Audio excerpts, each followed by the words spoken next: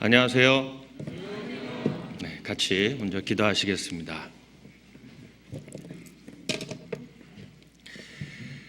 사랑과 은혜가 충만하신 거룩하시고 자비로우신 하늘에 계신 하나님 아버지 감사합니다. 세상에서 죄만 짓고 지옥 가야 될 마땅한 저희 죄인들 주님 불쌍히 여겨주시고 사랑해 주셔서 이 땅에 친히 오셔서 십자가에서 저희 죄를 대속해 주시고 저희를 하여금 구원함을 얻게끔 해주신 것 진심으로 감사드립니다. 구원해 주시고 더욱 주님 몸된 교회 안에서 나머지 때를 주님의 보호 가운데 살아갈 수 있도록 또한 큰 은혜 베풀어 주신 것 진심으로 감사드립니다. 저희의 나머지 삶이 결코 주님 앞에 헛되지 않도록 항상 도와주시고 주님 복음의 역사 가운데 항상 귀하게 쓰임받는 형제자매가 되기를 또한 주님 앞에 간절히 원하고 바랍니다. 지금 고개 숙여 나와 있는 저희 귀한 형제자매님들 주님 일일이 살펴주시고 또한 필요한 말씀으로 각 사람에게 채워주셔서 더욱 주님만 바라보고 주님만 의지하며 살아갈 수 있도록 주님 도와주시옵소서. 세상 되어진 일들 보면 주님 오실 날이 멀지 않았다는 것을 너무나도 명확히 보여주고 있습니다.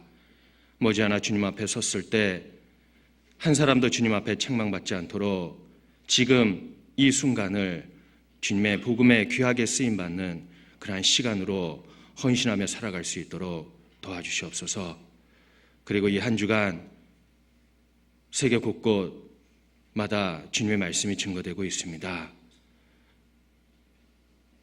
인도 선교차 출국하고 계신 이한 목사님과 함께 동행하신 모든 분들 주님 이번에도 함께 해주셔서 많은 이루어진 영혼들 주님 앞에 나와 구원함을 얻을 수 있도록 주님 도와주시고 인도해 주시옵소서. 그를 위해 헌신하며 수고하는 모든 형제자매님들의 손길에도 주님 은혜 베풀어 주시기를 간절히 원하고 바랍니다. 그로 모든 일로 통해 주님 홀로 영광 받으시기를 또한 주님께 간구드립니다. 오늘 같이 함께하는 이 귀한 시간 온전히 주님께 모든 것을 의지하고 부탁드리며 언제나 저희를 사랑하시는 고마우신 예수님의 이름으로 감사하며 기도드렸습니다. 아멘. 같이 성경 사사기 7장 찾도록 하겠습니다. 구약성경 사사기 7장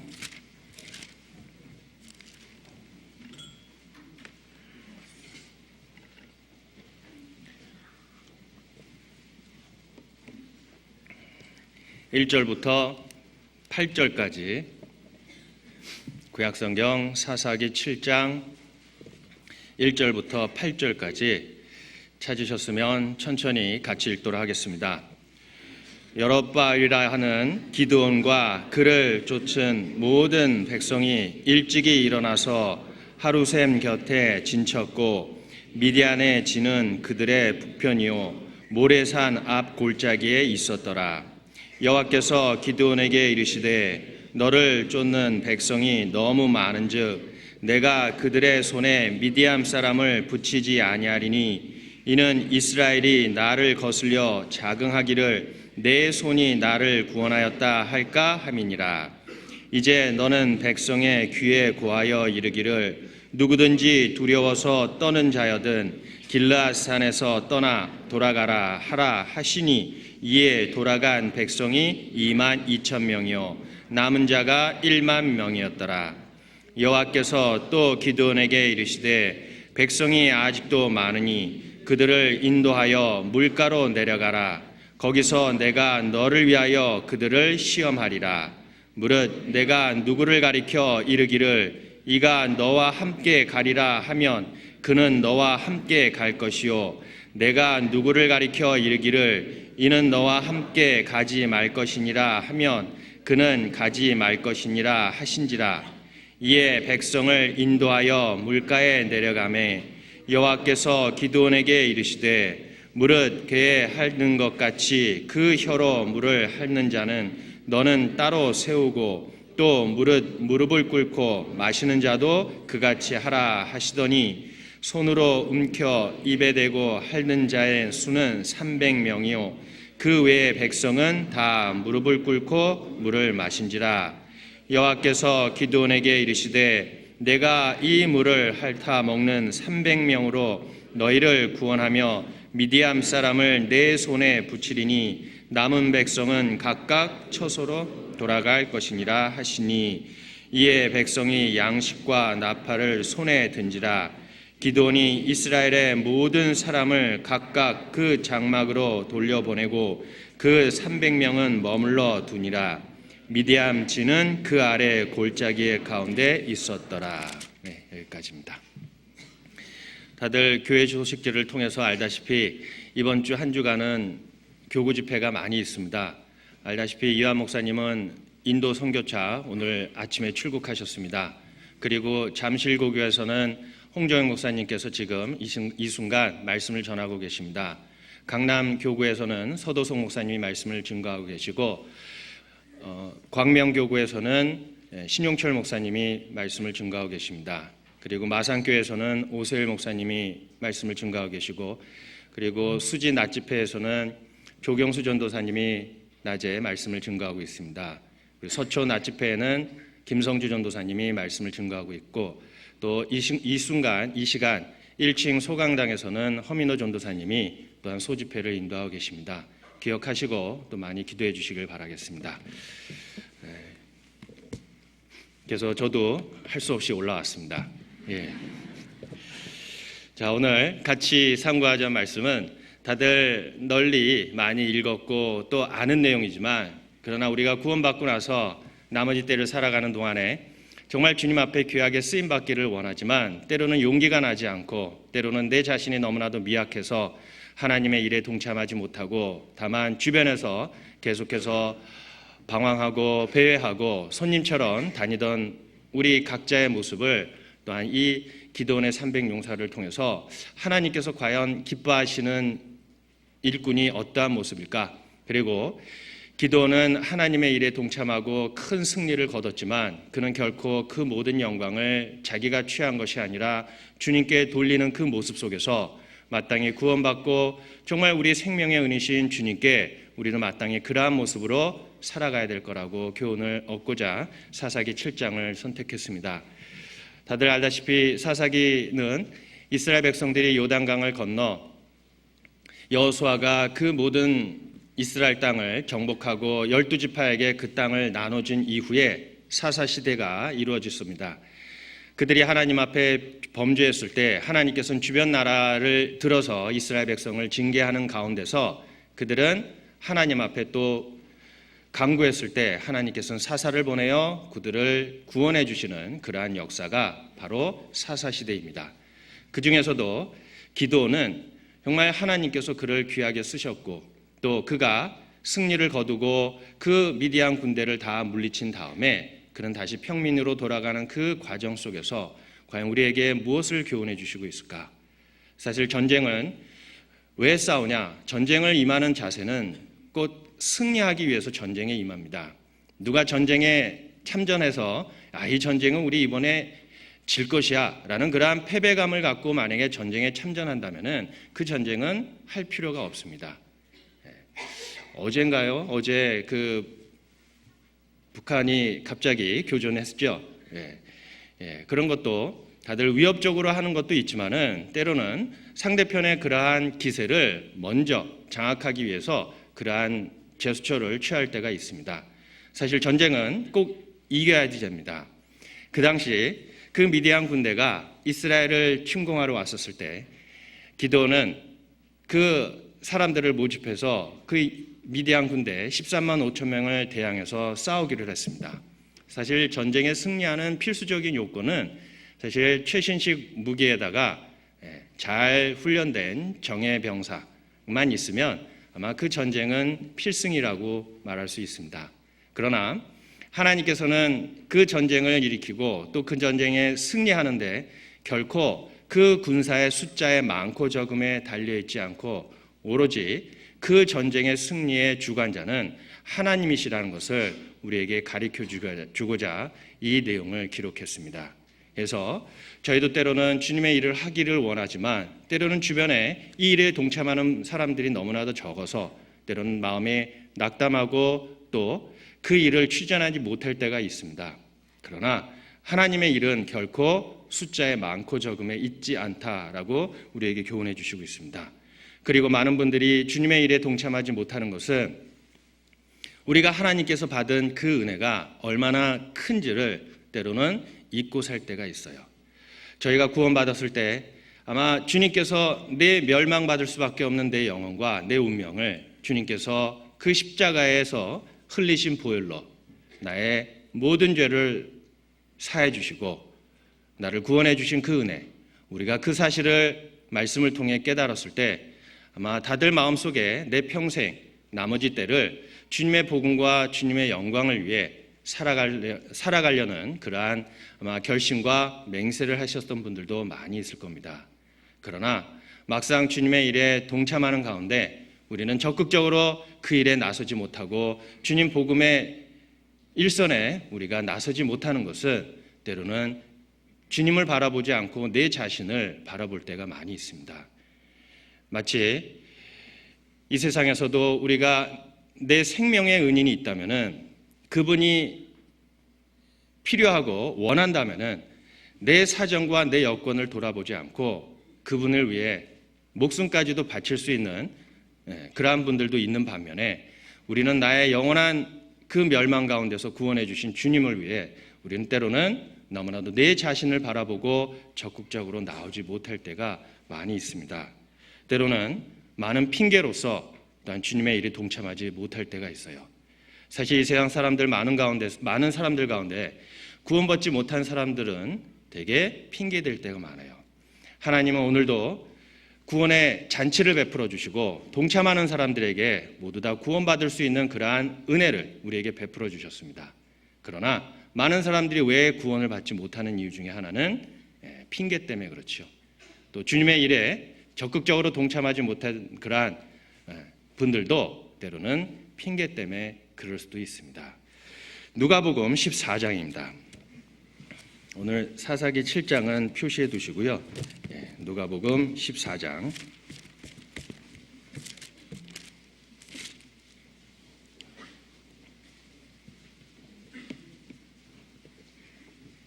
16절입니다. 16절부터 제가 읽겠습니다.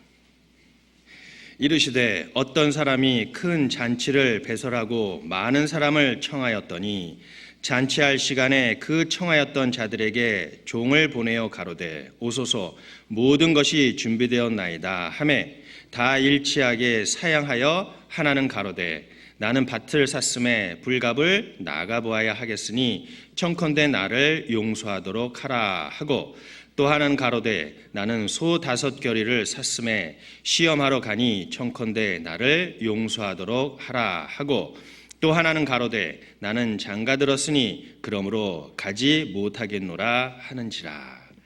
자, 하나님께서는 또 잔치를 통해서 많은 사람들을 초대했습니다. 그러나 이 많은 사람들이 이 잔치에 참석하지 못한 이유는 그들이 핑계를 댔죠. 나는 장가들었음에, 나는 밭을 샀음에, 나는 소 5겨리를 샀음에, 그래서 이 잔치에 참석하지 못한다라고 이렇게 핑계를 대고 있습니다. 혹시 우리 구원받은 형제자매님 중에서도 주님의 일을 동참하자고 이렇게 부탁을 받았을 때 우리는 때로는 이러한 핑계를 댑니다. 아유, 나는 많은 사람들 앞에서 쓰는 것이 두려워서 일하지 못한다. 그리고 나는 많은 사람들 앞에서 간증하는 것도 내 여태까지 적성에 안 맞기 때문에 그런 것도 못하겠다. 그리고 전도하는 가운데서도 나는 원래 얼굴이 두껍지가 않아서 전도하지 못한다. 라는 그런 많은 핑계를 대는 분들도 많이 있겠지요. 그러나 진정으로 정말 우리의 생명을 구원해 주신 그 주님이 원하신다면 정말 우리는 모든 것을 다 팽개치고 그 일을 우선적으로 해야 될 거라고 생각합니다. 하나님의 그 선택받은 사람들도 그 일꾼들도 처음에는 다들 그렇게 용기가 아주 많아서 주님의 일을 또 목숨을 바칠 정도로 믿음이 굳건한 상태에서 주님께서 부르신 것은 아닙니다. 모두 다 아주 약하고 연약하고 어리석은 가운데 하나님께서는 그를 부르셨어요. 오늘 우리 같이 상고하자는 이 기도원도 하나님께서 처음 불러셨을 때 그는 예 하나님 제가 여기 있습니다 라고 이렇게 하나님 앞에 나오지 않았습니다. 그는 우리와 똑같은 육신을 갖고 있고 똑같은 겁쟁이였습니다. 그러나 그가 어떻게 하나님 앞에 그렇게 용기를 갖고 그 미디안 군대를 상대로 300명을 이끌고 13만 5천 명을 이길 수 있는 그러한 큰 승리를 거둘 수 있었던 것도 그가 하나님께서 주신 그에게 확신을 그는 믿고 또 하나님께서 이 전쟁을 이끄신다는 것을 그는 알고 있기 때문에 이 전쟁에 동참했습니다. 자, 먼저 그가 하나님 앞에 얼마나 연약했다는 것을 우리는 한번 보도록 하겠습니다. 사사기 6장입니다. 사사기 6장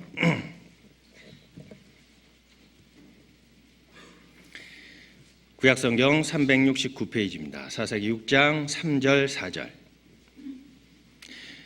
같이 읽도록 하겠습니다. 이스라엘이 파종한 때면 미디안 사람, 아말렉 사람, 동방 사람이 치러 올라와서 진을 치고 가사에 이르도록 토지 소산을 멸하여 이스라엘 가운데 식물을 남겨두지 아니하며 양이나 소나 나귀도 남기지 아니하니. 자, 그 미디안 사람들이 또한 아말렉 사람들이 또한 동방 사람들이 그 이스라엘 백성들을 치러 올 때 그들의 모든 양식과 소나 양이나 또 나귀를 모두 남기지 않고 모두 다 탈취해 갔습니다. 그래서 그런 상황에 있었던 미디안, 그래서 미디안은 오히려 그 밀을 타작할 때 포도주 틀에서 그 밀을 타작했다고 그 뒤에 기록해 놨습니다.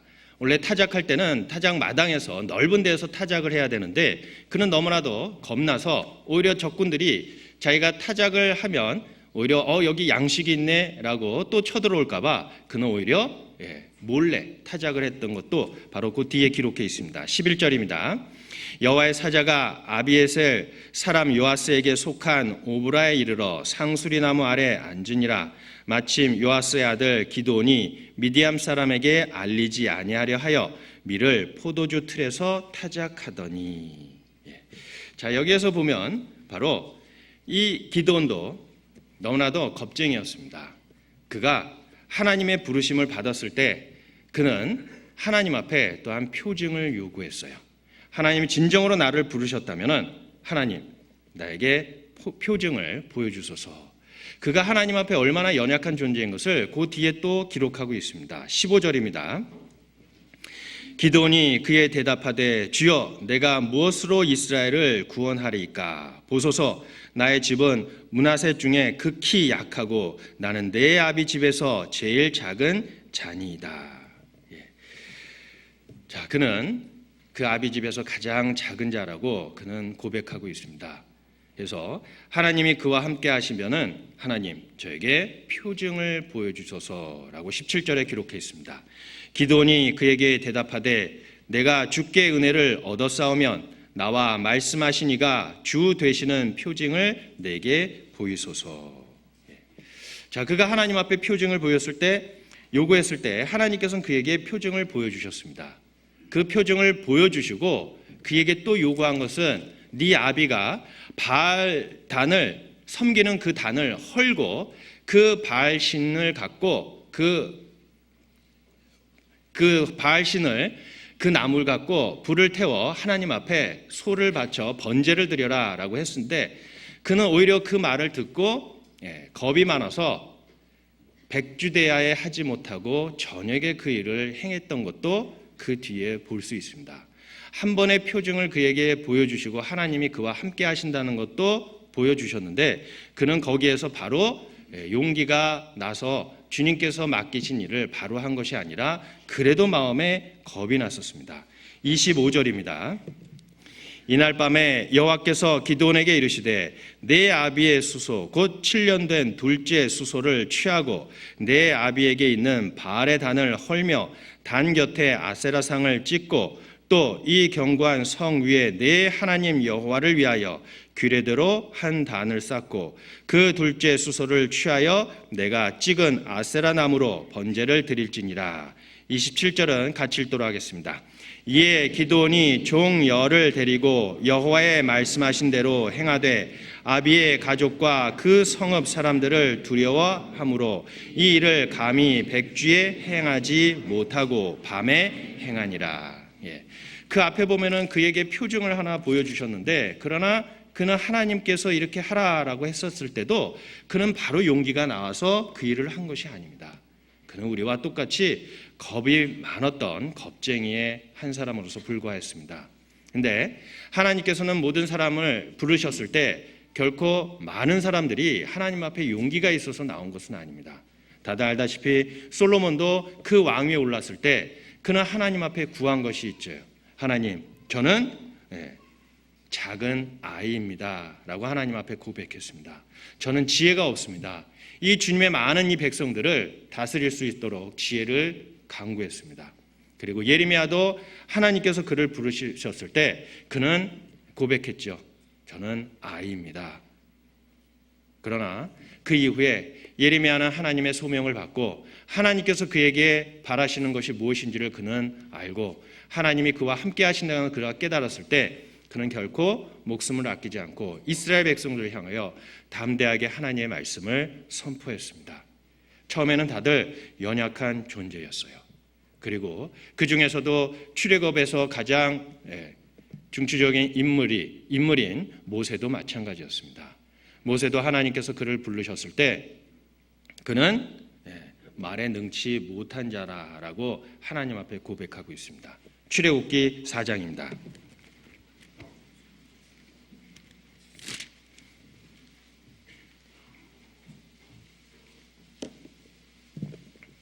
10절부터 13절까지 출애굽기 4장 10절부터 13절까지 같이 읽도록 하겠습니다.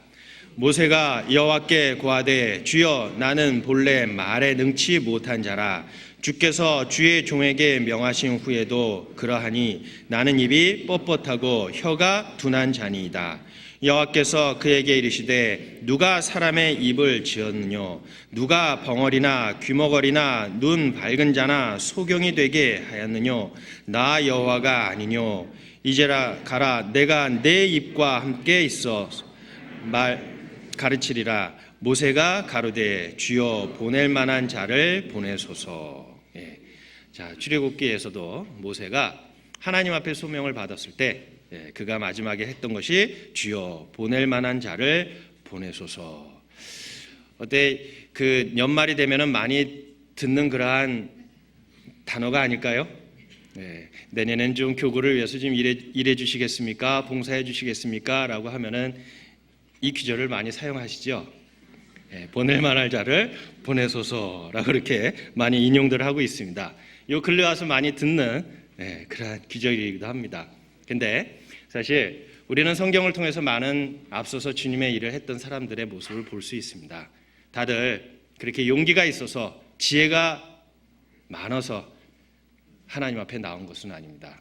다들 연약하고 어리석고 무지한 가운데 하나님의 함께 하신다는 것을 믿고 주님의 일을 했던 많은 사람들을 우리는 볼 수가 있습니다. 자, 기도는 하나님 앞에 또 표징을 구하고 있습니다. 하나님 앞에 표징을 구한 이유 중에 하나는 하나님이 그와 함께 하신다면 그는 결코 두려움이 없고 또 그 미디안 군대를 향해서 필히 이길 수 있다는 확신을 얻을 수 있기 때문에 그가 하나님 앞에 표징을 구하는 것을 우리는 또한 발견할 수 있습니다. 사실 미디안 군대가 사실 이스라엘 백성들 앞에서 그 진을 쳤을 때의 그 모습은 정말 이스라엘 백성들로 하여금 아마 마음에 간담이 녹을 정도로 두려움에 떨었을 겁니다. 그러나 그들이 그 많은 적군들 앞에서도 결코 용기를 잃지 않고 나아갈 수 있었던 것은 하나님이 그와 함께 했다는 것을 그는 알고 있었기 때문에 그래요. 자, 그러면 기드온이 하나님 앞에 어떤 표징을 구했는지 한번 보도록 하겠습니다. 사사기 6장입니다.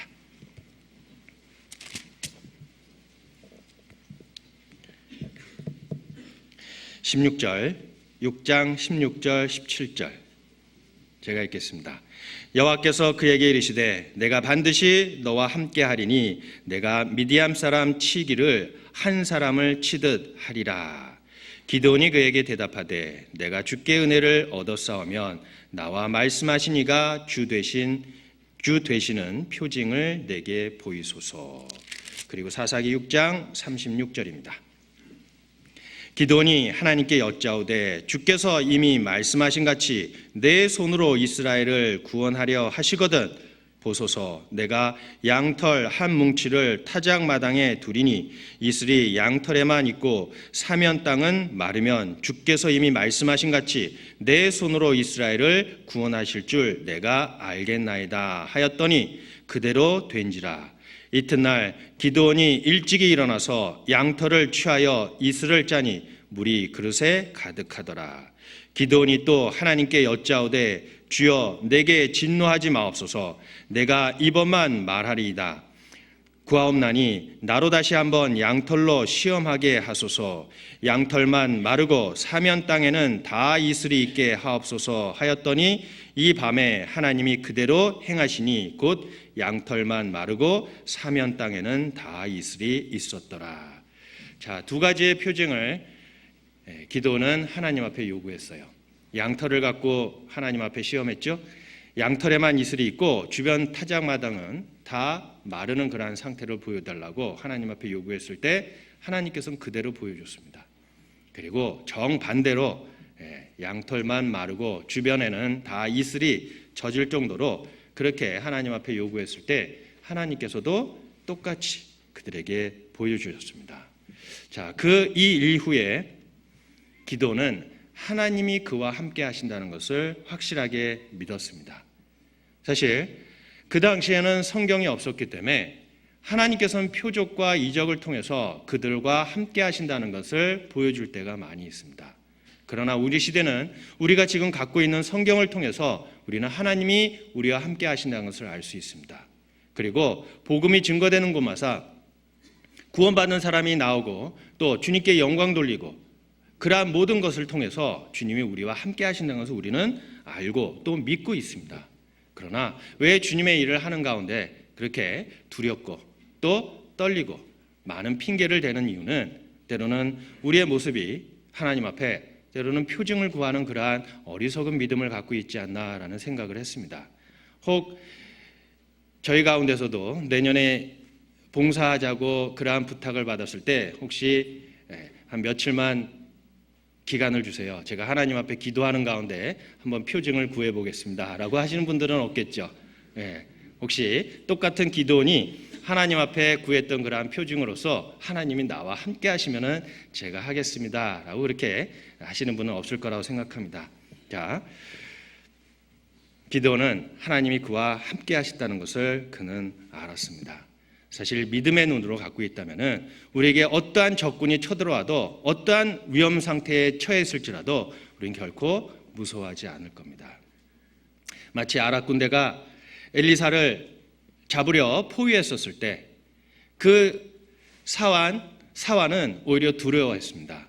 오히려 엘리사에게 아랍 군대가 우리를 포위하고 있습니다 라고 했을 때 엘리사가 그 사환에게 말했던 말을 기억하시죠? 우리와 함께 그 주님의 군사는 그들보다 더 많다라고 오히려 그 사환을 위로해 줬던 그 엘리사의 모습을 통해 하나님이 우리와 함께 하시는데 무엇을 그렇게 두려워하냐라고 말하고 있습니다. 열왕기하 6장입니다. 열왕기하 6장.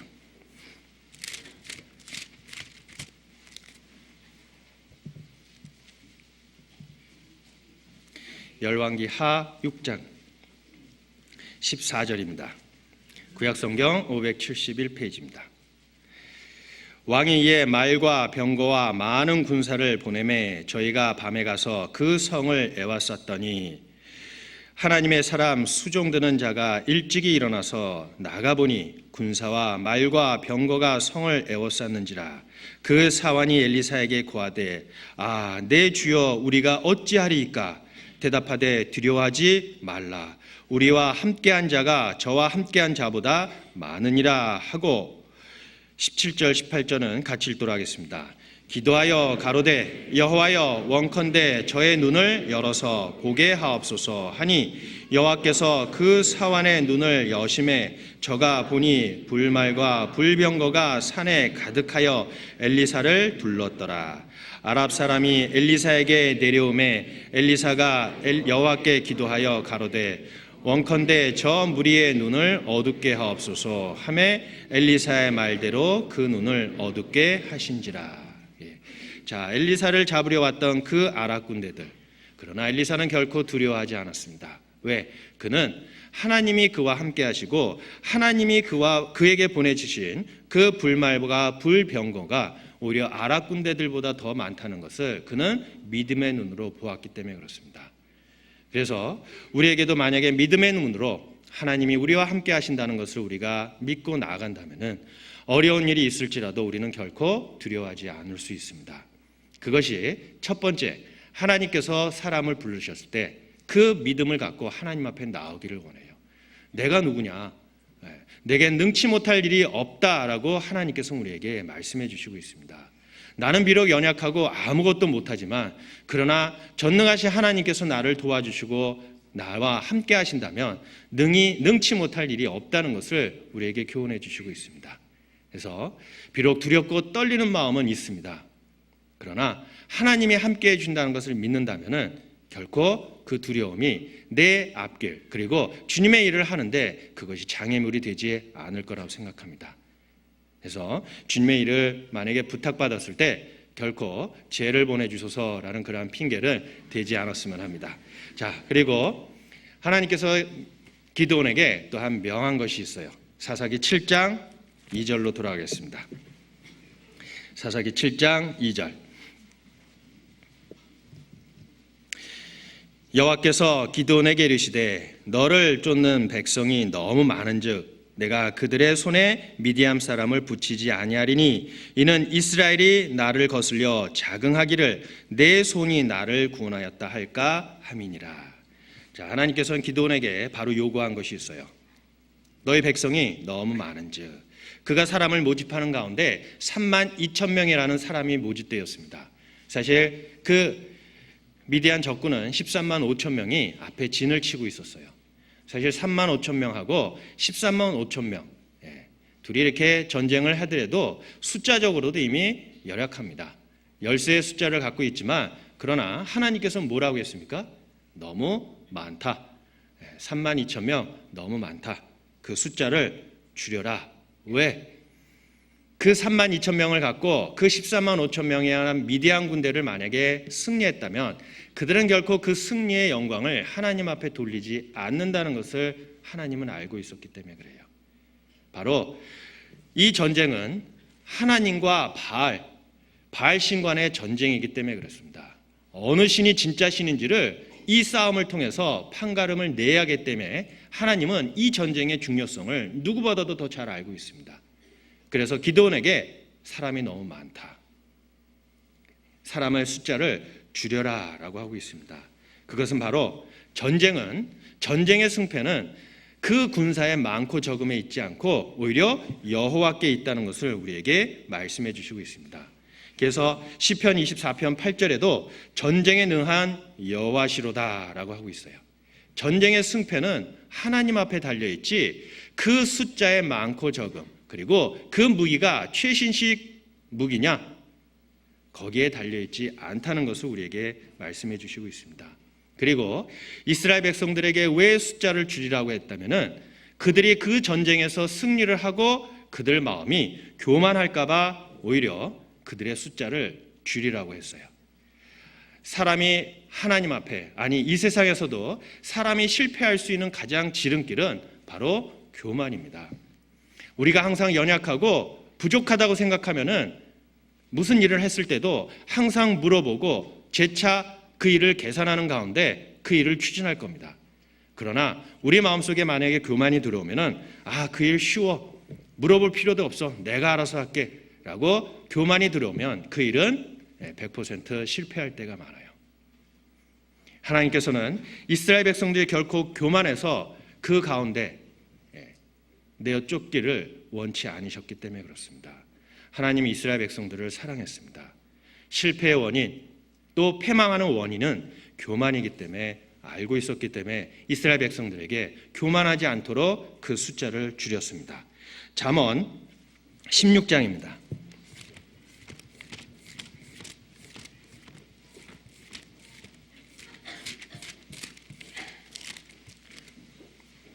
잠언 16장 18절.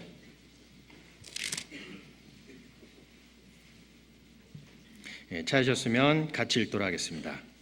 교만은 패망의 선봉이요 거만한 마음은 넘어짐의 앞잡이니라. 자, 교만은 패망의 선봉이요. 하나님께서는 이스라엘 백성들이 교만해서 패망할까 봐 그 숫자를 줄이라고 했어요. 우리도 마찬가지입니다. 무슨 일을 했을 때 내 마음속에 자신감이 만약에 있었다. 그러면 주변의 도움이라든가 주변에 그러한 자문을 묻지 않아요. 자기 생각과 자기의 경험을 통해서 그 일을 추진할 때가 있습니다. 그러나 그때가 가장 위험할 때라고 우리에게 교훈해 주시고 있어요. 제가 그것을 어떻게 하냐면 저에게는 딸이 하나 있습니다.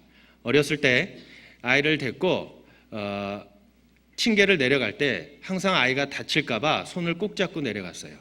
근데 아이가 조금 자라나더니만 층계를 내려갈 때, 계단을 내려갈 때 제가 손을 잡고자 이렇게 붙들어주고 내려가려고 했을 때 저희 아이는 그 손을 뿌리쳤어요.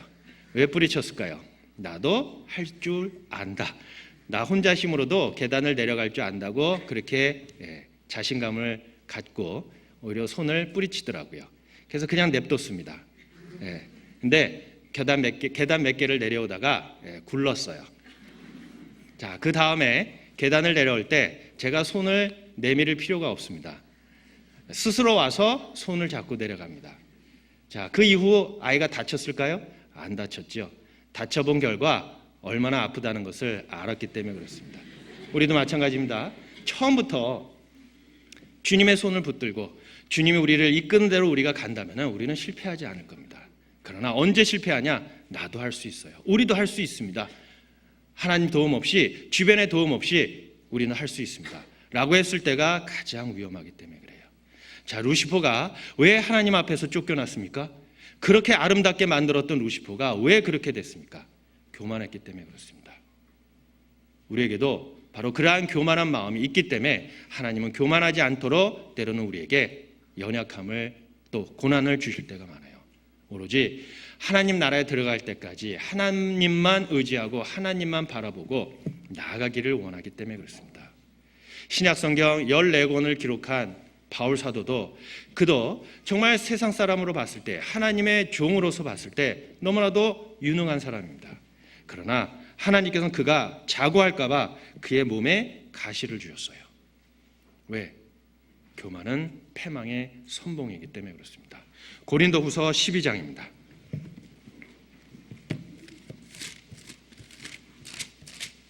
고린도후서 12장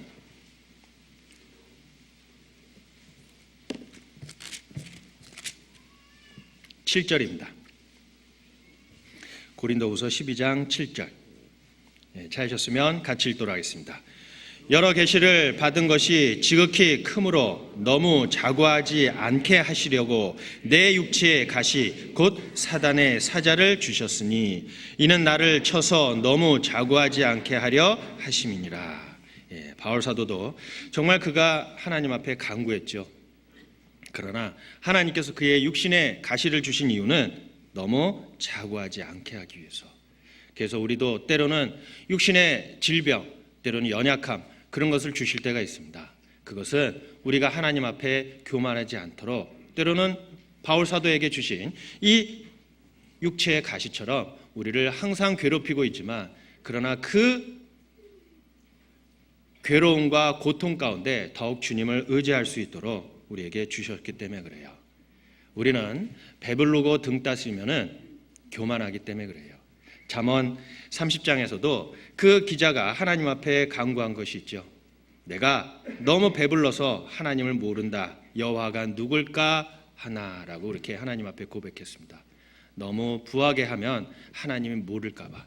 너무 가난하게 하면 또 하나님을 욕되게 할까 봐. 그런 마음은 우리에게 다 있기 때문에 그래요. 그러나 하나님은 항상 우리를 인도해 주시고 정말 주님만 의지하고 나아가기를 원했기 때문에 그렇습니다. 자, 기도는 하나님께서 사람이 너무 많다, 줄여라 라고 했을 때 저희 같았으면 아마 하나님 앞에 따졌을 거예요. 숫자적으로도 지금 많이 부족한데 하나님 어떻게 또 줄이라는 것입니까? 라고 했을 때 하나님 앞에 그러한 불평을 했겠죠. 그러나 기도는 확신을 갖고 있었습니다. 하나님이 도와주시고 하나님이 함께 하신다는 것을 표징으로 입증해 봤죠. 그렇기 때문에 그는 겁나지 않았습니다. 우리에게도 하나님의 말씀이 있습니다. 하나님, 우리가 연약할 때 정말 우리를 도와주시고 우리를 인도해 주시는 약속이 있습니다. 우리는 그 약속을 믿으면 우리가 어떤 상황을 처했을지라도 하나님의 요구에, 하나님의 원하시는 것을 우리는 기꺼이 할 수 있기 때문에 그렇습니다. 기도는 그 말씀에 순종했습니다. 그리고 첫 번째, 그냥 사람을 줄여라 라고 그러지 않았어요. 그에게 요구한 것이 있어요. 사사기 7장입니다. 사사기 7장 3절.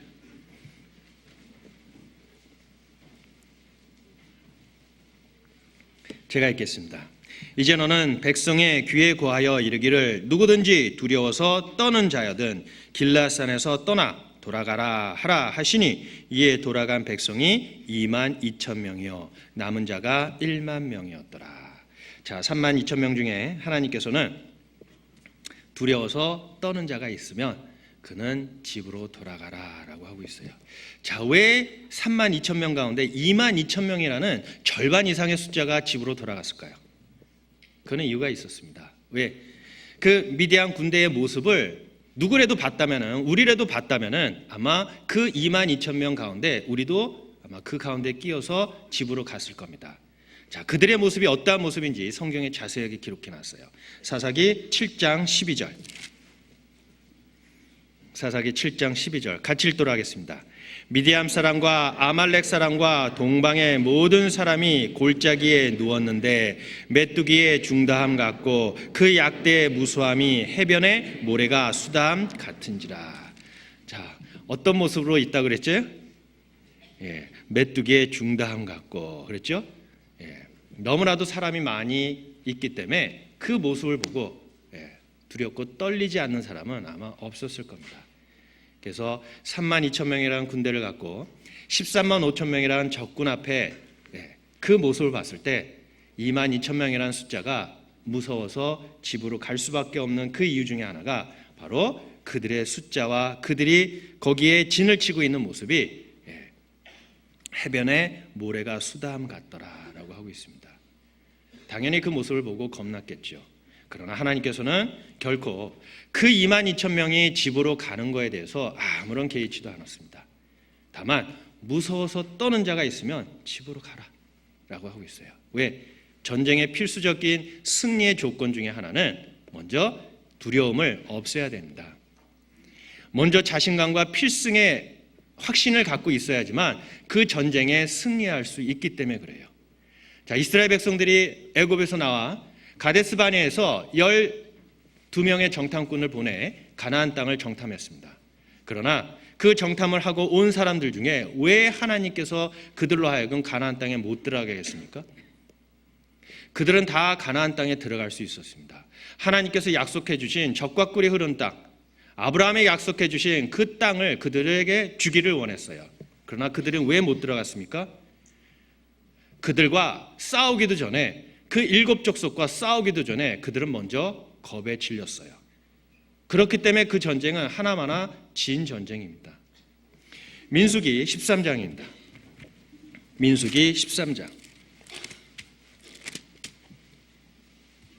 26절입니다.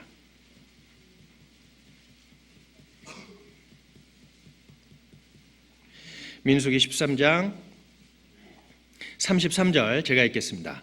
거기서 또 네피림 후손 아낙 자손 대장부들을 보았나니 우리는 스스로 보기에도 메뚜기 같으니 그들의 보기에도 그와 같았을 것이니라.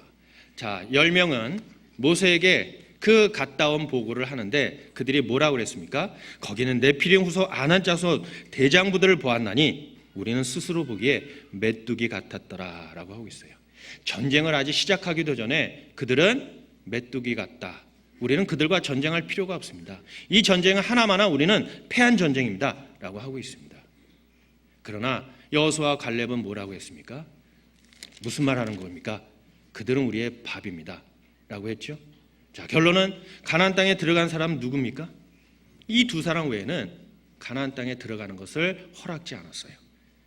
하나님께서는 먼저 그 전쟁을 치르기 전에 하나님이 함께 하시고 그 전쟁에 필승할 수 있는 그 자신감을 하나님께는 보기를 원했다는 거죠. 전능하신 하나님이 함께 하시는데 무슨 전쟁을 패할 수 있겠느냐라고 하고 있습니다. 그래서 전쟁에 임하는 자세, 주님의 일을 하는 먼저의 자세는 자신감을 먼저 가져야 돼요. 내 자신으로 하는 것이 아니라 하나님께서 주시는 힘으로 할 수 있기 때문에 그래요. 하나님이 나를 도와주시기 때문에 내가 그 일을 할 수 있다는 그 자신감입니다.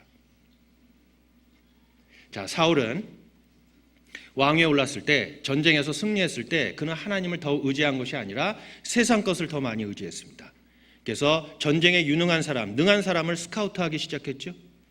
그러나 마지막에 그가 죽는 그 전쟁 이전에 그의 마음이 녹았다고 그랬어요.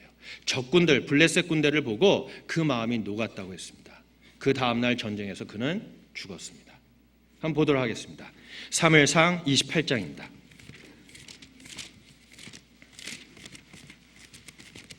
사무엘상 28장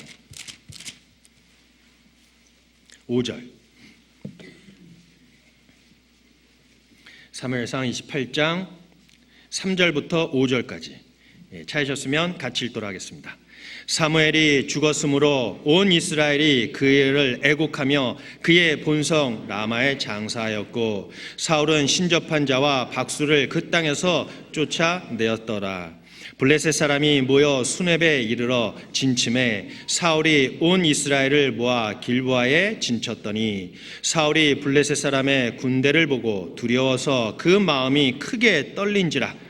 사울이 여호와께 묻자오되 여호와께서 꿈으로도 우림으로도 선지자로도 그에게 대답지 아니하시므로. 자, 사울이 블레셋 사람의 군대를 보고 두려워서 그 마음이 크게 떨린지라 그랬죠. 그 다음날 그는 전쟁에서 죽었습니다. 전쟁을 임했을 때 먼저 두려움을 떨쳐버려야 됩니다. 그렇기 때문에 하나님께서는 이스라엘 백성들이 애굽에서 나와 가나안 땅에 들어가기 전에 모세를 통해서 그들에게 재차 하나님의 율법을 설명한 신명기에도 분명히 그들에게 명한 것이 있어요. 신명기 20장입니다. 신명기 20장 8절입니다.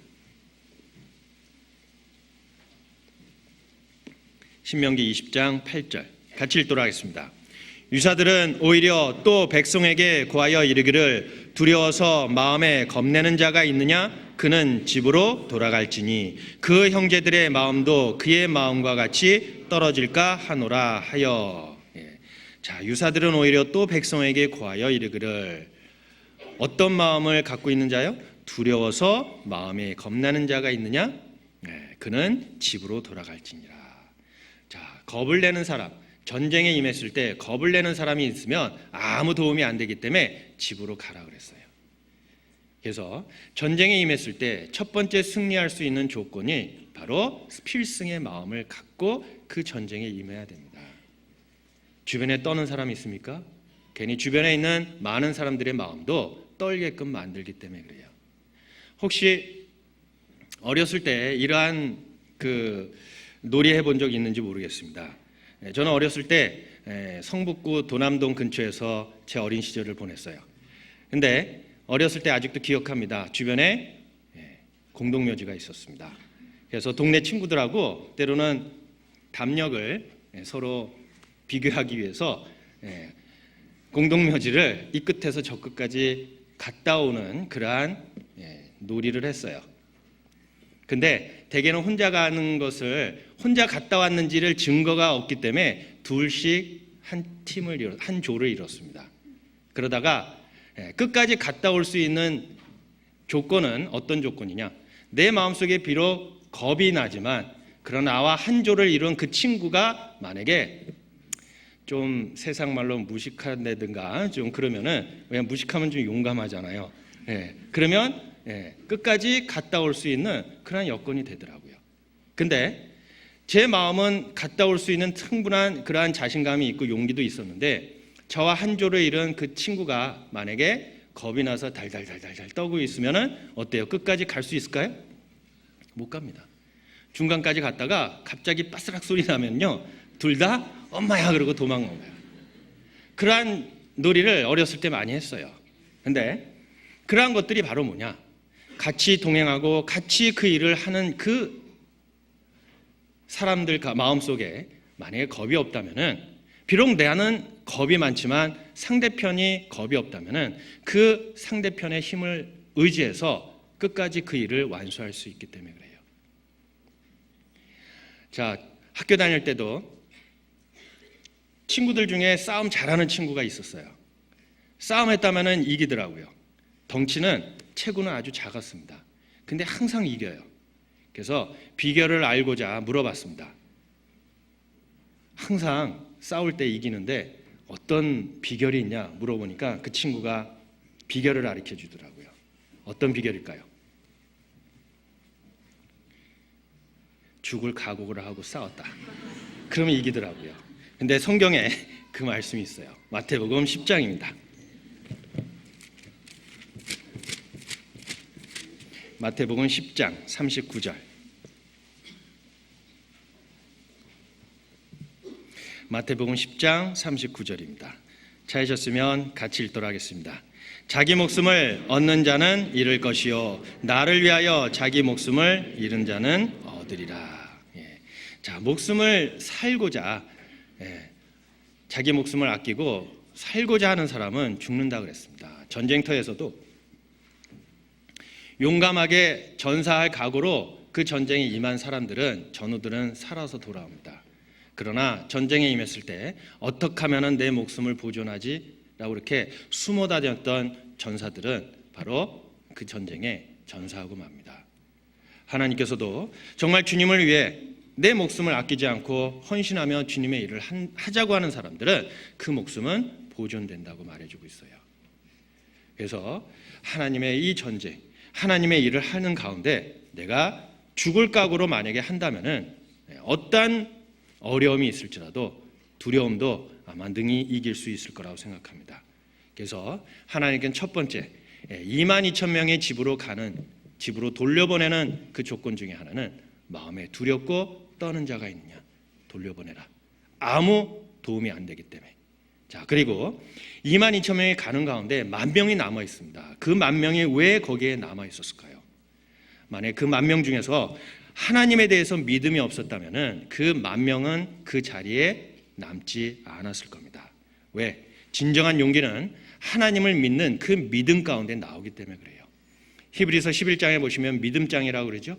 모세, 노아, 아브라함, 그 많은 믿음의 선진들, 정말 믿음이 없다면은 그러한 일들을 능히 할 수 있었을까요? 못했을 겁니다. 그래서 전쟁의 필수 조건, 그리고 그 자리에 남을 수 있었던 것은 하나님을 믿는 믿음의 용기가 있었기 때문에 그래요. 그러나 예수님을 쫓았던 그 베드로, 하나님이 그를 책망한 적이 있습니다. 한번 보도록 하겠습니다. 마태복음 14장.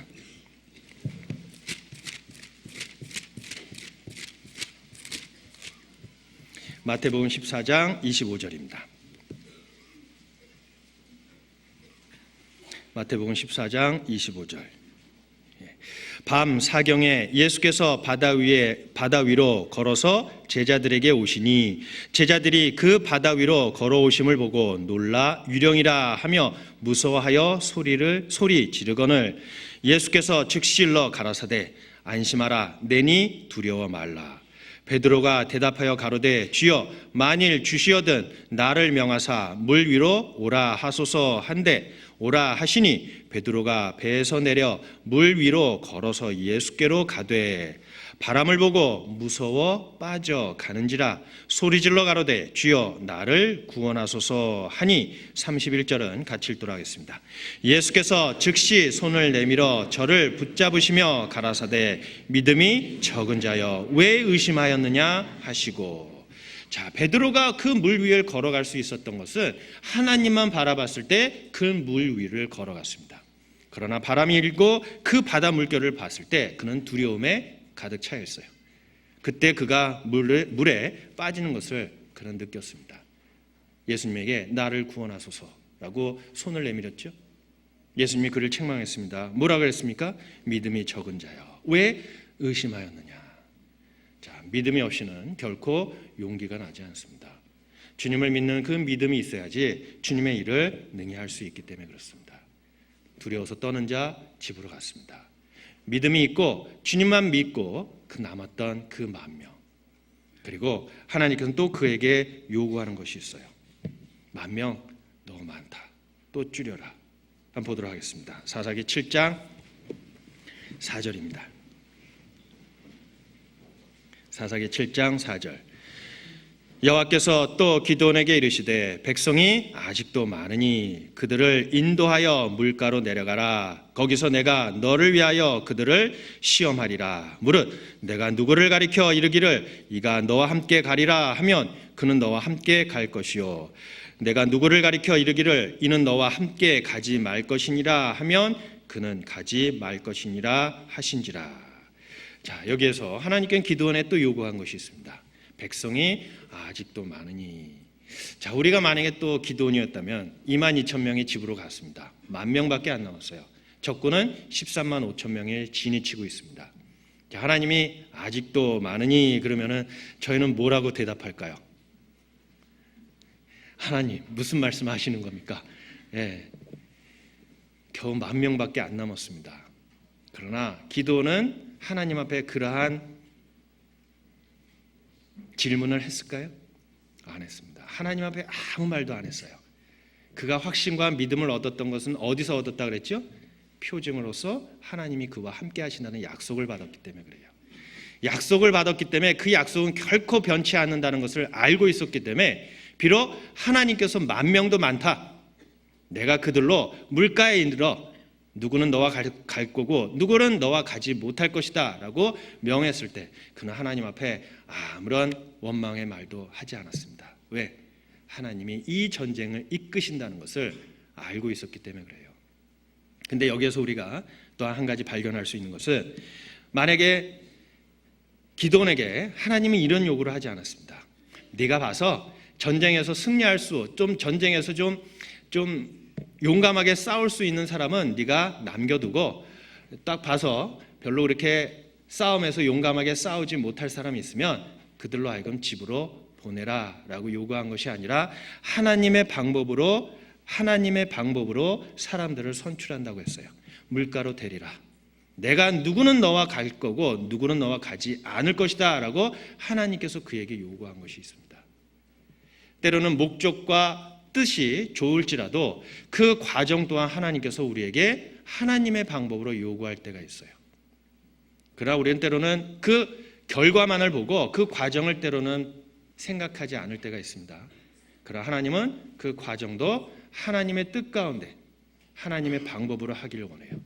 마치 이스라엘 백성들이 가나안 땅을 정복할 때 여리고 성 앞에서 그들이 전쟁을 치렀을 때 하나님께서 그들에게 요구한 것이 무엇입니까? 하루에 성을 한 바퀴만 돌아라 라고 했죠. 자, 우리 생각에는 하루에 한 바퀴 6일 동안 그렇게 돌 바에야 그냥 하루에 6바퀴 다 돌고 나머지 5일은 그냥 집에서 그냥 지내서 그냥 쉬면 얼마나 좋을까라는 생각을 했죠. 그러나 하나님께서 요구한 것이 있어요. 하루에 한 바퀴만 돌아라. 그리고 마지막 날 7바퀴를 돌아라 그랬습니다. 그들은 그대로 했습니다. 만약에 그 중간에 그 이스라엘 백성들이 그 하나님의 말씀대로 행하지 않았다면 여리고성을 함락할 수 있었을까요? 못했습니다. 그리고 다윗성에서 그 법궤를 예루살렘으로 갖고 올 때 하나님께서 명하신 것이 무엇입니까? 그 법궤는 레위인이 메어서 갖고 와야 되는데 그러나 그들은 그러지 못했어요. 수레에 실었죠. 그러다가 하나님께서는 치셔서 사람이 죽었습니다. 결코 하나님의 방법으로 해야지만 그 뜻은 비록 좋을지라도 하나님의 방법으로 하기를 원해요. 하나님이 정하신 방법대로 하기를 원했다는 겁니다. 그래서 우리도 그 목적과 뜻은 좋을지 모르지만 그 과정 또한 하나님께서 보신다는 것을 우리에게 말씀해 주시고 있어요. 그래서 정말 하나님이 원하시는 길인가? 하나님이 기뻐하시는 그러한 길인가? 하나님께서 정하신 그러한 코스로 내가 가고 있는지를 때로는 우리 스스로 말씀을 통해서 점검을 해야 됩니다. 뜻은 좋고 그 목적은 좋을지라도 그 가는 과정이 만약에 하나님의 뜻에 합하지 않는다면 그것은 아무런 소용이 없기 때문에 그래요. 그래서 사람이 너무 많다. 추리는 과정 하나님께서 주신 방법대로 기도원이 그대로 하기를 원했다는 겁니다. 그리고 그 10,000명 중에 하나님께서는 그 끝에 마지막 300명을 선출하는 그 과정을 우리에게 보여주고 있어요. 사사기 7장 4절입니다. 사사기 7장 5절, 사사기 7장 5절, 6절 같이 읽도록 하겠습니다.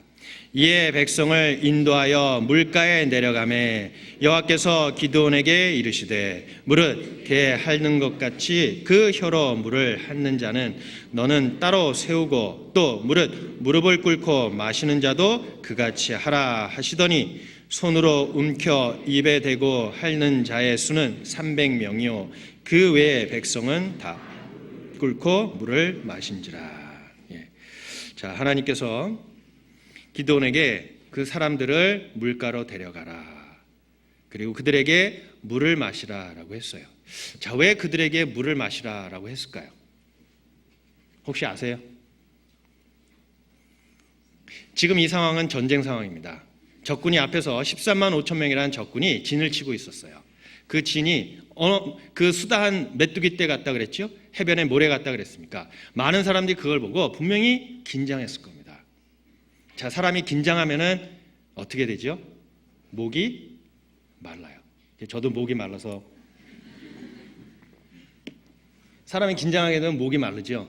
근데 하나님께서는 그 백성들을 물가로 인도해서 물을 마시는 그 모습을 통해 그 사람이 과연 지금 마음속에 지금 내가 전쟁 중에 있다는 것을 알고 경계태세를 늦추지 않는 모습으로서 물을 마시는지 아니면 육신적인 그러한 욕구를 채우기 위해서 지금 전쟁 상태인 것을 잊고 물을 마시는지 그 모습을 보기를 원했다는 겁니다. 우리도 구원받고 나서 주님 나라에 들어갈 때까지 이 세상에서 있는 이 기간은 사실 우리가 눈으로 보이지 않지만 우리는 전쟁 상태입니다. 비록 과거에 이스라엘 백성들이 미디안 군대와 적군 상태, 전쟁 상태에 있는 것뿐만 아니라 우리들도 구원받고 나서 주님 나라에 들어갈 때까지 우리는 전쟁 상태에 있어요.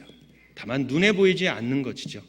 그러나 우리는 때로는 혹시 이 물가로 인도했던 이 사람들 중에 무릎을 꿇고 물을 마시는 그러한 내 육신적인 욕구를 채우기 위해서 지금 전쟁 상태인 것을 잊고 물을 마시는 그러한 사람에 속해 있지 않는지를 우리는 스스로 내 자신을 돌아봐야 될 겁니다. 그 당시 하나님은 그들이 물 마시는 그 모습을 통해 그 사람의 마음을 하나님께서는 보기를 원했어요. 자, 무릎을 꿇고 마시는 자가 9,700명이었습니다. 만약에 그들이 자기 육체적인 목마름으로 인하여 무릎을 꿇고 물을 마셨 그 순간에 적군이 쳐들어오면은 그들은 어떻게 되겠습니까? 전쟁에 패할 수밖에 없어요. 그만큼 동작을 하나 더 해야 돼요. 그러나 개처럼 손을 움켜쥐고 물을 마셨던 사람, 한 손에는 무기를 갖고 또 손으로 물을 마시면서 주변 상황을 살폈던 그 300명, 그들은 지금이 전쟁 시기라는 것을 잊지 않았다는 겁니다. 하나님께서는 그들을 봤어요. 하나님의 전쟁은 숫자에 많고 적음에 있지 않다. 300명. 내가 이 300명을 가지고 미디안 군대를 쳐부실 것이다. 라고 기드온에게 명했습니다. 자, 9,700명 집으로 갔습니다. 우리도 주님 나라에 들어갈 때까지 우리는 구원받고 신앙생활하면서 이만큼 했으면 이제 좀 어느 정도 신앙도 성장했고 교회 가운데 내가 붙어있기 때문에 뭐 마귀가 나한테 뭐 무슨 유혹을 하겠느냐라고 이렇게 방심할 때가 있습니다. 그러나 그때가 가장 위험하다고 우리에게 말해주고 있어요. 왜? 우리는 지금 전쟁 상태에 있습니다. 그래서 베드로전서 5장 8절에도 근신하라 깨어라. 마귀가 우는 사자처럼 두루다니며 삼킬 자를 찾는다 그랬어요.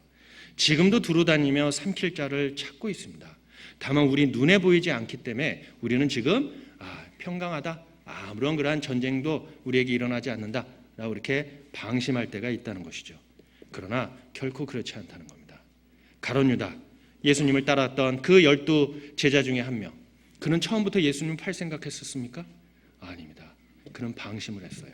마귀가 그에게 하나님을, 예수님을 팔려는 생각을 심어놓았다 그랬습니까? 한번 보도록 하겠습니다. 요한복음 13장.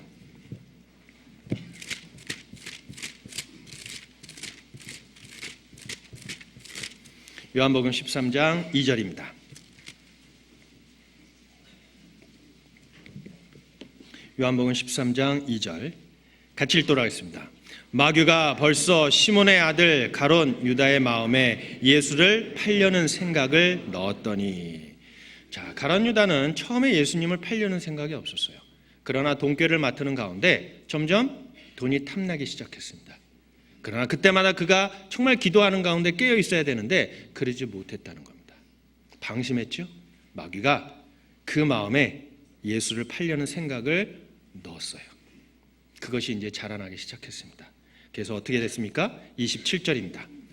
조각을 받은 후 곧 사단이 그 속에 들어간지라. 이에 예수께서 유다에게 이르시되 내 하는 일을 속히 하라 하시니. 그랬죠? 누가 들어갔습니까? 네, 사단이 들어갔죠. 마귀가 들어갔습니다. 마귀가 이제 주인이 돼버렸어요. 그래서 그로 하여금 예수님을 팔려고 행동으로 옮기는 과정이 바로 이렇게 나와 있습니다. 우리에게도 언제 어느 때 마귀가 우리를 유혹하고 우리 마음속에 악한 생각, 미운 생각, 형제자매를 사랑하지 않고 또 주님을 사랑하지 않는 그러한 미운 마음을 심어줄 때가 있어요. 주님의 일을, 주님의 복음을 헌신적으로 동참하는 그 일에 우리에게 게으름을 또한 넣어줄 때가 있다는 겁니다. 우리가 방심하면 언제든지 들어올 수가 있어요. 자, 바울 사도와 복음을 열심히 전했던 데마, 처음에는 칭찬받았습니다. 그러나 디모데후서에 그가 어떻게 나와 있습니까? 데마는 이 세상을 사랑하여 그랬죠? 마음에 세상을 사랑하는 마음을 마귀가 심어 놓으셨어요. 그래서 그 복음 전하는 그 무리 가운데 이탈해 버렸다는 겁니다. 우리도 주님의 일에 동참하지 못하는 가장 큰 이유 중에 하나는 마귀가 마음속에 그런 마음을 심어줍니다. 꼭 같이 해야 되니? 혼자 하면 안 되나? 하나님은 우리가 마음이 하나가 되고 주님의 일을 정말 한 마음과 한 뜻으로 하기를 원해요. 그리고 주님을 의지하면서 하기를 원합니다. 그러나 때로는 우리 마음속에 그러한 나쁜 생각을 집어넣을 때가 있어요. 만약에 우리가 방심한다면 언제든지 마귀는 우리에게 그러한 생각을 집어넣을 때가 있다는 겁니다. 그래서 예수님도 제자들에게 뭐라고 했습니까? 마태복음 26장입니다. 마태복음 26장 41절. 마태복음 26장 41절.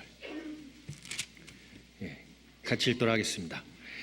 시험에 들지 않게 깨어있어 기도하라. 마음에는 원이로되 육신이 약하도다 하시고. 자, 시험에 들지 않게 깨어있어 기도하라 라고 하고 있습니다. 사실 예수님을 따랐던 제자들도 너무나도 피곤했습니다. 예수님이 기도하는 가운데 그들이 그 예수님이 기도하는 그 시간에도 그들은 졸았습니다. 너무나도 피곤했다 그랬죠.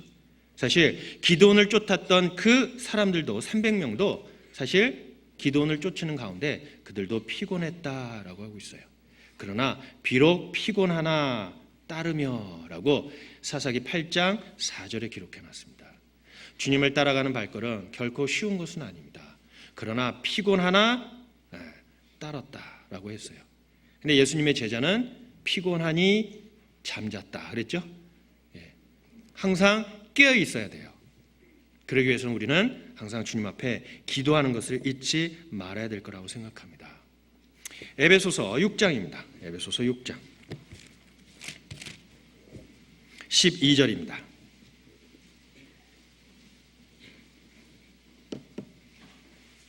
에베소서 6장 12절. 찾으셨으면 같이 읽도록 하겠습니다. 우리의 씨름은 혈과 육에 대한 것이 아니요 정사와 권세와 이 어두움의 세상 주관자들과 하늘에 있는 악의 영들에게 대함이라.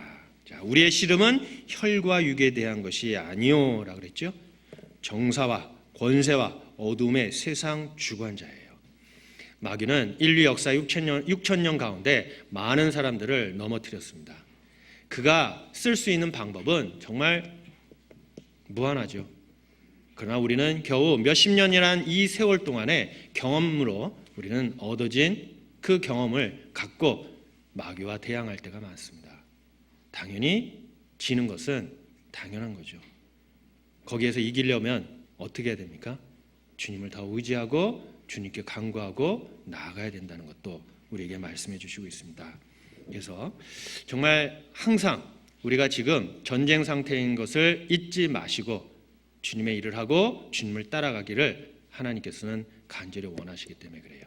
자, 기드온에 그 9,700명을 보냈습니다. 나머지 300명을 갖고 하나님께서는 기드온과 함께 해주셔서 13만 5천 명을 물리치는 그 대승리를 거두었습니다. 그러나 그가 대승리를 거둔 가운데 사실 우리가 기드온이었다면 승리를 거둔 이후에 우리 마음에 아마 교만이 들어올 겁니다. 야, 300명 가지고 13만 5천 명의 그 미디안 군대를 물리치고 승리를 거뒀다. 아마 온 동네방네 가서 자랑할 겁니다. 그러나 기드온은 결코 그러지 않았습니다. 기드온은 이 전쟁의 그 주인공, 이 전쟁을 승리로 이끄신 분이 누구라는 것을 알고 있었기 때문에 그래요. 자기 자신은 아무것도 아니고 자기 자신은 연약하고 하나의 질그릇에 불과하다는 것을 기드온은 알고 있었습니다. 그래서 승리를 거뒀을 때 그는 결코 그 승리에 대해서 자랑하지 않았어요. 자, 이 전쟁을 치르는 가운데 끝부분에 가서 에브라임 족속이 그 전쟁에 동참하고 승리를 거뒀습니다. 그러나 에브라임 족속이 기드온에게 뭐라고 했어요? 왜 처음부터 이 전쟁에 우리를 동참하지 않았냐? 왜 우리를 동참해서 이 전쟁에 같이 미디안을 치는데 왜 동참하게 부르지 않았냐라고 했었을 때, 만약에 승리를 거두고 기드온은 아마 보통 사람이었으면 아마 이렇게 했을 겁니다. 에브라임 지파가 없어도 우리는 충분히 이겼어요. 당신들의 도움이 없어도 우리는 이 전쟁에 이길 수 있었습니다 라고 했겠죠. 그러나 기드온은 결코 그러지 않았습니다. 에브라임 족속, 비록 처음부터 동참은 하지 않았지만 그러나 그들이 불평했을 때 그는 거기에 대해서 오히려 자기 자신을 낮추고 오히려 에브라임 족속을 오히려 높였습니다. 한번 보도록 하겠습니다. 사사기 8장.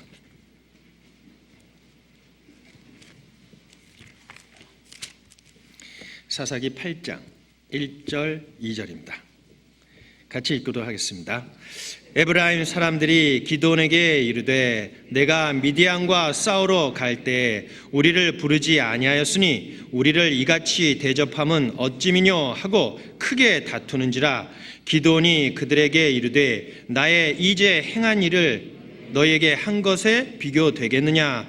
에브라임의 끝물 포도가 아비에셀 만물 포도보다 낫지 아니하냐? 자, 오히려 에브라임 족속에 대해서 오히려 그들을 높였어요. 에브라임의 끝물 포도가 아비에셀의 만물 포도보다 낫지 아니하냐라고 이렇게 오히려 에브라임 족속을 높였습니다. 그로 인하여 에브라임 족속의 그러한 불만이 사그라들었죠. 우리도 마찬가지입니다. 비록 우리가 일을 했지만 그러나 그 일을 주관하시고 인도하신 분은 주님이시기 때문에 우리는 비록 그 이후에 동참했던 분들이 있을지라도 우리는 우리 자신을 드러내서 우리가 먼저 일을 했기 때문에 이 일이 이루어졌습니다 라고 자랑할 수는 없다는 겁니다. 왜? 모든 일은 주님께서 주관하시고 주님께서 이끄셨기 때문에 그래요. 주님이 없는 일은, 주님이 동참하지 않는 그 계획과 일은 아무것도 아니라는 것을 우리에게 교훈해 주시고 있습니다. 먼저 했습니까? 자랑하지 마십시오. 주님이 함께 하셨기 때문에 내가 이 일을 할 수 있었습니다. 후에 동참했습니까? 낙담하지 마십시오.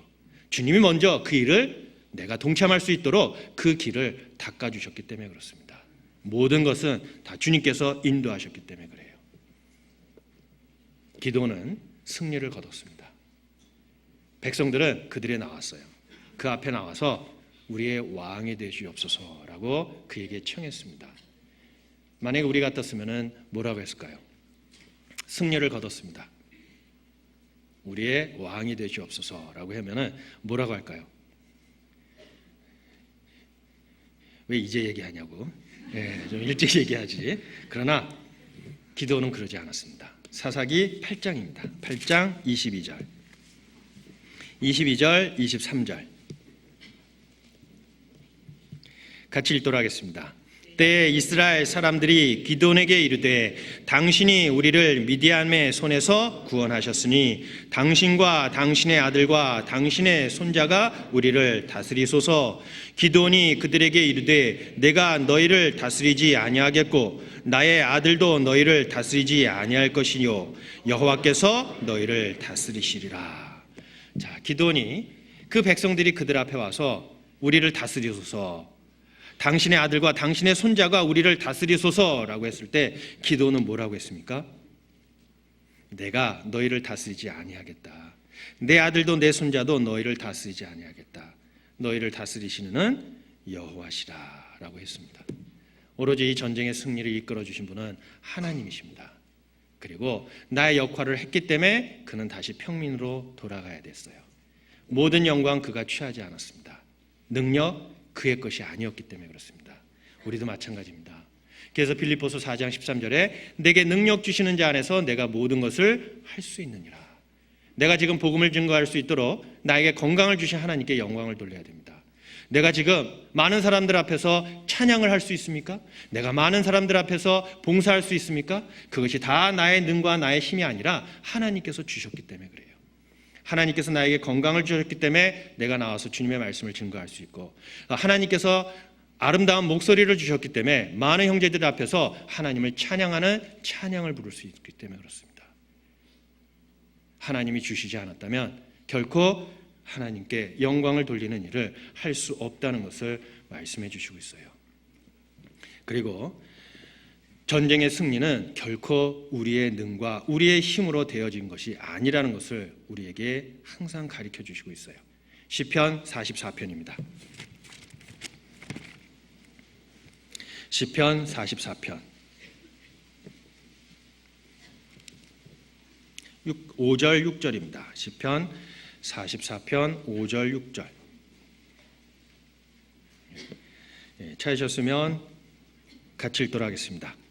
우리가 주를 의지하여 우리 대적을 누르고 우리를 치려 일어나는 자를 주의 이름으로 밟으리이다. 나는 내 활을 의지하지 아니할 것이요 내 칼도 나를 구원치 못하리이다. 자, 우리가 주를 의지하여 우리의 대적을 누르고 우리를 치려 일어나는 자를 주의 이름으로 밟으리이다. 나는 내 활을 의지하지 않았다 그랬죠. 내 칼도 나를 구원치 못하니이다 라고 했습니다. 내가 지금 능력이 있습니까? 내가 지금 많은 세상 지혜가 있습니까? 지식도 많이 있습니까? 그러나 이것이 나를 구원해 주신 것이 아닙니다. 하나님의 지혜, 하나님의 말씀으로 우리가 구원받았습니다. 우리 마땅히 하나님 앞에 겸손해야 돼요. 왜? 모든 능력은 하나님께서 주셨기 때문에 그렇습니다. 그러나 우리는 때로는 주님의 일을 하는 가운데 때로는 잘했을 때 그것이 나의 노력과 나의 기도로서 된 거라고 어떤 때는 많이 착각할 때가 있습니다. 그러나 결코 잊지 말아야 되는 것은 이 모든 것은 다 하나님께서 주셨기 때문에 내가 할 수 있다는 것을 우리는 항상 생각하고 살아야 됩니다. 고린도후서 4장입니다. 고린도후서 4장 7절입니다. 고린도 4장 7절 찾으셨으면 같이 읽도록 하겠습니다. 우리가 이 보배를 질그릇에 가졌으니 이는 능력의 힘이 큰 것이 하나님께 있고 우리에게 있지 아니함을 알게 하려 함이라. 자, 이 보배를 어디에 가졌습니까? 질그릇에 가졌으니. 우리는 하나의 질그릇에 불과합니다. 떨어지면 깨지는 연약한 존재입니다. 오늘이라도 아니 내일이라도 우리가 병 걸리면 언제든지 이 세상을 떠나야 될 그러한 연약한 존재입니다. 하나님의 일을 할 수 있습니까? 내가 지금 건강을 유지하고 있습니까? 다 하나님께서 주신 능력과 하나님께서 주신 기회라고 생각해야 됩니다. 그러나 우리는 이것이 내 거이냐, 내가 이렇게 해서 된 거냐, 그렇게 자랑할 때가 있습니다. 하나님은 결코 그런 마음으로서 하나님 앞에 나오기를 원치 않으세요. 다윗도 그 성전을 짓는 모든 재료들과 모든 기구들을 다 준비하고 나서 그가 하나님 앞에 백성들과 고백한 것이 있습니다. 역대상 29장입니다.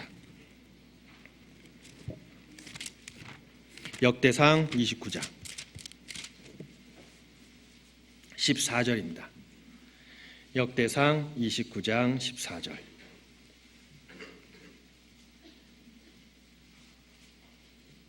역대상 29장 14절 같이 읽도록 하겠습니다. 나와 나의 백성이 무엇이간데 이처럼 즐거운 마음으로 드릴 힘이 있었나이까? 모든 것이 주께로 말미암아 싸우니 우리가 주의 손에서 받은 것으로 주께 드렸을 뿐이니이다. 다윗이 모든 것을 다 준비하고 하나님 앞에 기도했습니다. 나와 나의 백성이 무엇이간데 이처럼 즐거운 마음으로 드릴 힘이 있었나이까? 모든 것이 주께로 말미암아 싸우니 우리가 주의 손에서 받은 것으로 주께 드렸을 뿐입니다 라고 하고 있습니다. 우리도 마찬가지입니다. 재능 주께 받았기 때문에 그 재능을 주께 복음을 전하는데 우리가 사용하는 것은 마땅하다고 우리에게 말씀해 주시고 있어요. 그래서 정말 주님의 사랑을 알고 또 주님께서 우리에게 베풀어 주신 그 사랑의 그 은혜가 얼마나 크다는 것을 알았을 때 우리의 목숨을 구원코자 그 목숨을 대신해서 희생해 주신 그 생명의 은인을 우리가 잊지 않는다면 우리는 주님의 복음을 증거하고 주님의 일에 동참하는데 우리는 이 핑계 저 핑계를 댈 수가 없어요. 생명의 은인이기 때문에 그렇습니다. 주님이 없었다면 우리는 지금 아직도 지옥으로 달려가는 멸망받을 수밖에 없는 죄인이고 그러한 운명에 처했기 때문에 그렇습니다. 마땅히 주님께 받은 거 주님께 돌려야 됩니다. 그래서 우리는 어떻게 고백을 해야 되냐? 누가복음 17장입니다. 누가복음 17장.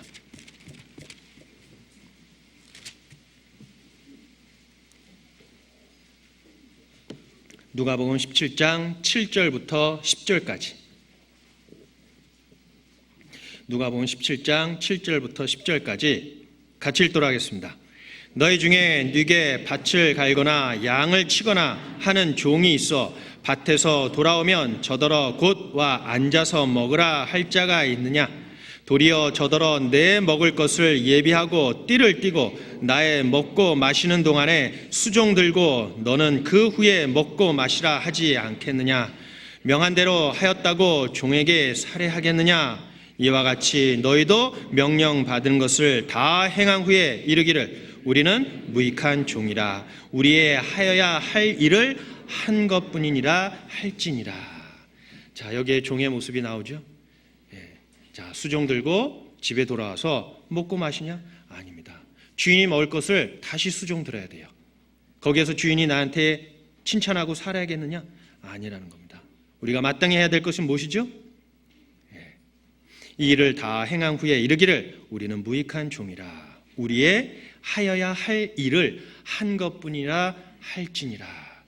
마땅히 구원받은 사람으로서 마땅히 주님께 그 생명을 얻은 사람으로서 우리가 마땅히 해야 될 일들을 우리가 하는 것뿐입니다 라고 주님 앞에 고백을 해야 돼요. 주님 앞에 당연히 이런 마음으로 우리가 주님의 일을 해야 된다는 것입니다. 은혜를 받은 사람답게 그러한 모습으로 우리가 살아가기를 원해요. 시편 116편 12절 모두 다 아는 내용이죠. 내가 무엇으로 여호와께 이 은혜를 보답할꼬. 자, 우리는 하나님 앞에 받은 은혜가 너무나도 많습니다.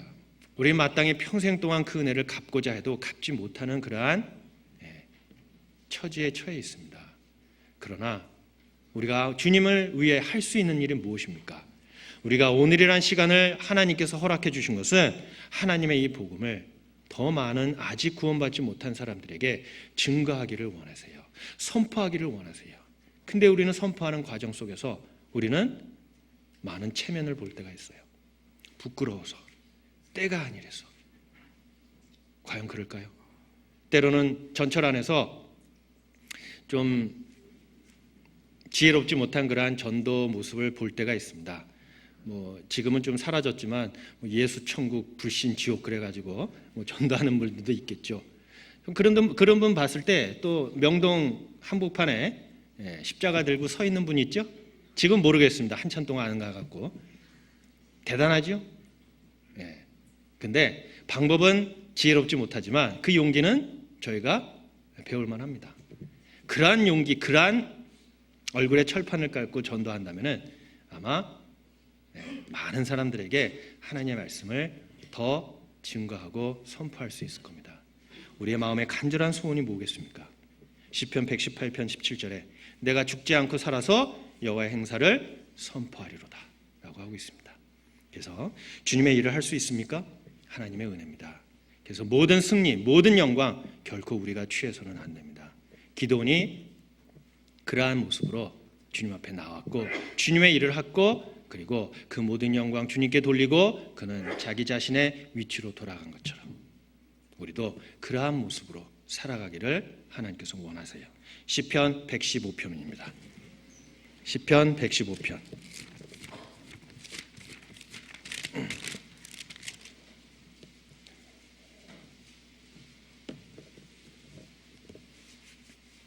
시편 115편 1절입니다. 찾으셨으면 같이 읽도록 하겠습니다. 여호와여 영광을 우리에게 돌리지 마옵소서. 우리에게 돌리지 마옵소서. 오직 주의 인자하심과 진실하심을 인하여 주의 이름에 돌리소서. 자, 마땅히 우리가 하나님 앞에 이러한 모습과 이러한 마음으로 살아가야 될 거라고 생각합니다.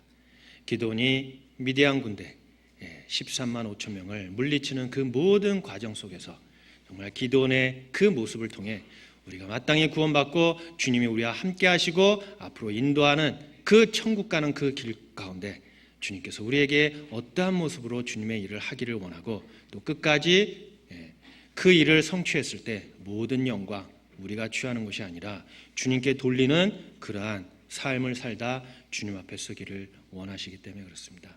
그래서 11월 달, 12월 달 되면은 되게 전화를 많이 받습니다. 전 내년에 못 하겠는데요. 결코 그런 마음으로 주님 앞에 주님의 일을 봉사하지 말았으면 합니다. 다만 우리가 받은 은혜, 우리가 받은 재능, 우리가 받은 만큼 주님께 돌려주는 것 뿐이기 때문에 그렇습니다. 하나님께서 우리에게 더 많은 것을 요구하지는 않습니다.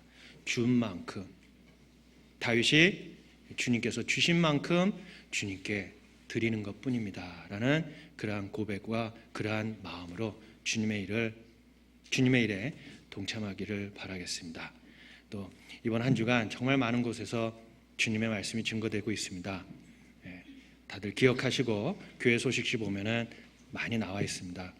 다들 기억하시고 많이 기도해 주시기를 간절히 바라겠습니다. 그런 모든 영광 정말 주님께 바치는 그러한 삶을 살다 주님 앞에 가기를 원하겠습니다. 같이 기도하시겠습니다. 언제나 저희를 사랑하시는 자비로우신 하나님 아버지 감사합니다. 오늘 기드온의 300용사를 통해 마땅히 구원받은 사람으로서 주님의 일 맡은 자로서 어떠한 모습으로 살아가야 되는지를 말씀을 통해 교훈해 주신 것 진심으로 감사드립니다. 저희는 너무나도 연약하고 어리석을 때가 너무나도 많습니다. 주님, 기드온이 하나님 앞에 지혜를 구하고 주님께서 그와 함께 하신다는 것을 믿고 따랐을 때 그 용기를 주신 것처럼 우리에게도 주님이 저희와 함께 하신다는 것을 우리가 믿고 또한 주님께서 맡기신 일을 능히 즐거운 마음으로 할 수 있도록 주님 도와주시고 인도해 주시옵소서.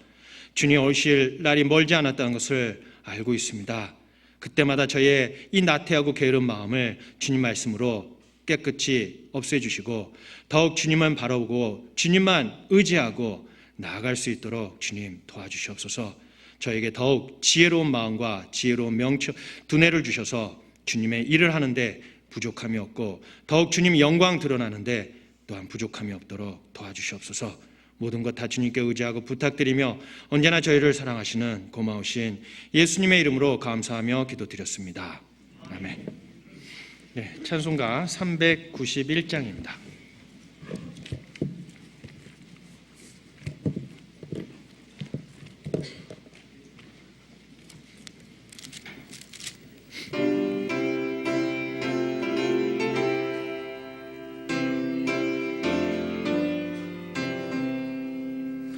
십자가 군명되어서 예수를 쫓을 때 무서워하는 마음으로 주 모른 채 할까.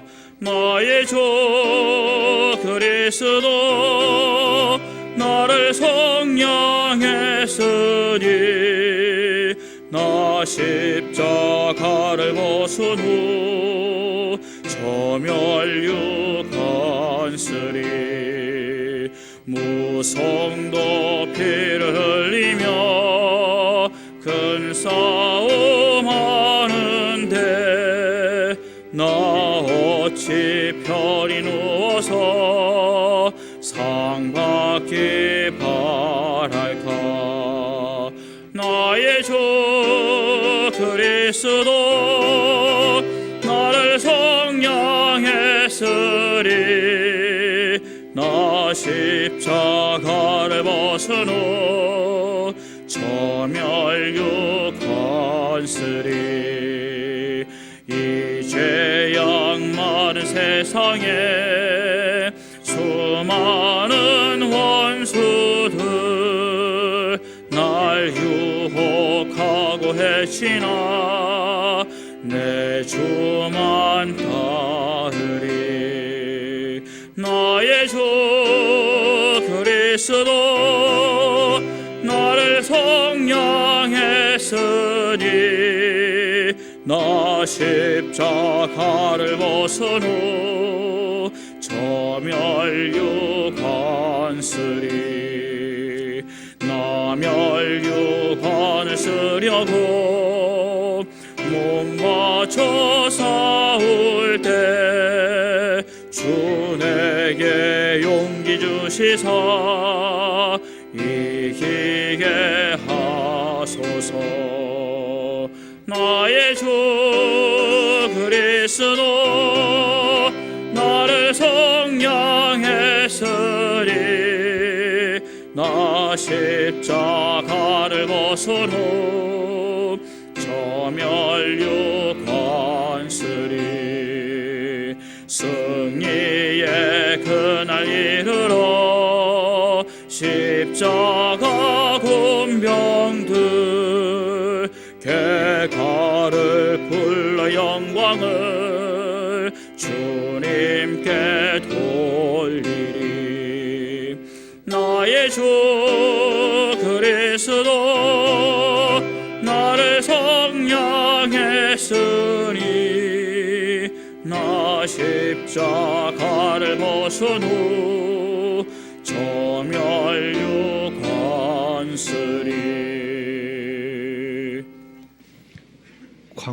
광고 없습니다. 조심해 돌아가십시오.